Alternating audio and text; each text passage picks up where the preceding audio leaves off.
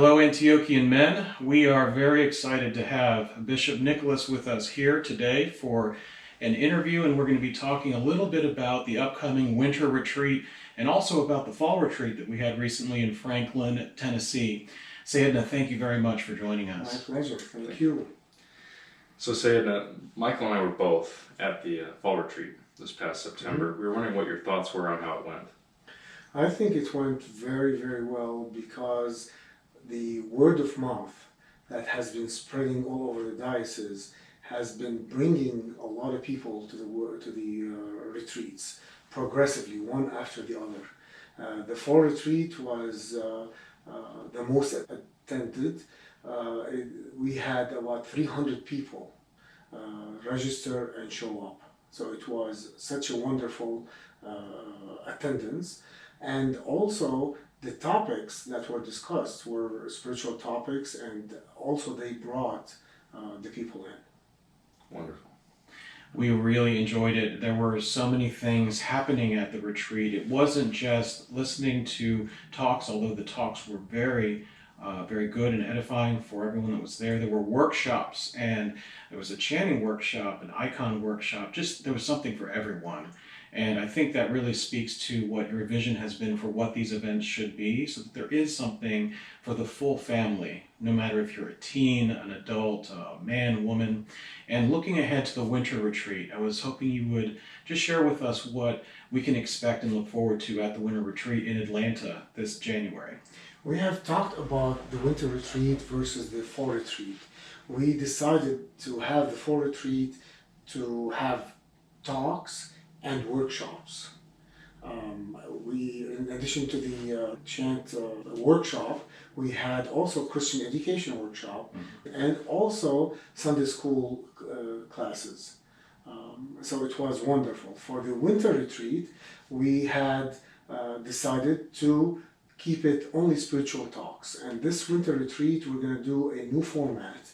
We're going to have main talks, and after each talk we will have breakout sessions for the Antiochian men, Antiochian women, the young adults, the teens, and the clergy.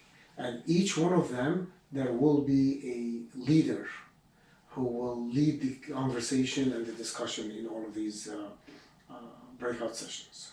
So Sayedna, you had mentioned that there's going to be kind of spiritual talks involved. We noticed at the fall retreat that there was things for the children to do, such as childcare. Will there be anything like that at this retreat in the wintertime? Absolutely. We're going to do the same format for the child care. We had the price structure for the fall retreat to be family friendly, to attract families. The kids' price to attend is much lower, and these prices are only for the food. They're not meant for the diocese or the retreat to make money. Breaking even would be perfect, and that's what we did for the fall retreat. We're planning to do the same thing for the winter retreat. Wonderful. Excellent. You know, the other thing, I heard a lot of people that I knew that were at the fall retreat, they said it was wonderful that it was so spiritually focused. And you had mentioned there would be no business meetings at the fall retreat. You were true to your word, which Absolutely. we appreciate. It was something that was obvious, that it was not time to sit down and talk about financials or organizational, administrative topics. This was truly focused on spirituality, which is so important, as we've talked to so many. And I would imagine that that's the plan for the winter retreat too, but I was hoping you would talk about that, and then looking ahead even to the Parish Life Conference and the fall retreat next year, if that is still the plan, is to focus on spirituality. The winter retreat, we're gonna allow about an hour and a half for each organization to have a business meeting if they need to. Only about an hour and a half per organization. If they don't need the hour and a half, they can have their own speakers. I had the committee that is planning the winter retreat to contact the presidents of all organizations, and they can have their own speakers during that time of the business meeting if they don't need the whole time for a business meeting. We have changed the PLC schedule as well. We have introduced a lot of spirituality into those PLCs, and this coming PLC will be no different in Memphis, Tennessee. And the same thing for the fall retreat. So we're going to keep all of these formats the same every year in terms of spirituality, so that our hungry diocese for spirituality is fed. Wonderful.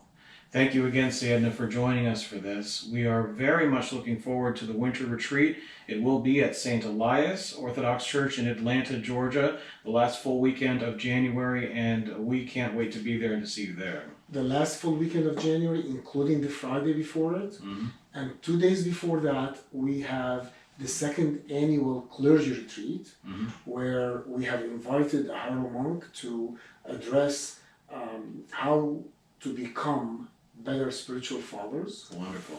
And also, we have produced or added to the book that we produced last year more instructions on how to conduct services in all the parishes, so that all our parishes are serving a uniform in a uniform way. Wonderful. So for 2 days, we will have the clergy retreat, and then following that, we will have the winter retreat. That's great. Excellent. Well, registration is open now for the winter retreat, so if you haven't registered, you can still do that, and we hope, God willing, to see you there. Wonderful. Let me add one more thing. Please do, Sayedna. The winter retreat registration is at a certain level in terms of price. After the 15th of January, the price will go up 20%. So I encourage everybody to register as soon as possible with the winter retreat and reserve your room at the same time. By the end of December, the room rate might go up. Okay. We are guaranteed $95 per night until the end of December. After the end of December, the rate might go up. So please register, reserve your room as soon as possible. That's good to know. We definitely want everyone to take advantage of the lower price in case it does go up. So again, thank you for your time, Sayedna. Thank you. God bless you both. Thank you.